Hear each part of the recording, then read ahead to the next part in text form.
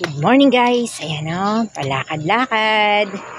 Dito tayo sa tabi ng irrigation. Ayan, lakad-lakad tayo. Ayan o, diba? Ayan o, relaxing, di po ba? So, pampalakas ng tuhod, pampalakas ng puso. Diba? Para po ma-burn yung ating mga fats. Lakad-lakad tayo guys sa umaga.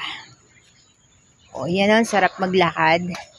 Di pa mainit yung sikat ng araw kasi po ngayon ay 7 o'clock lang. Marami nga tayo nasasalubong ng mga estudyante. Papasok na sila sa school. Tapos eto yan o yung tubig. O, sinasala niya yung nilagyan nila ng harang para po pansala ng dumi. Mga kalat-kalat.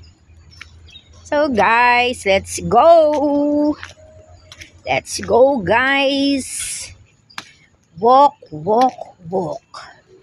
Lakad-lakad tayo.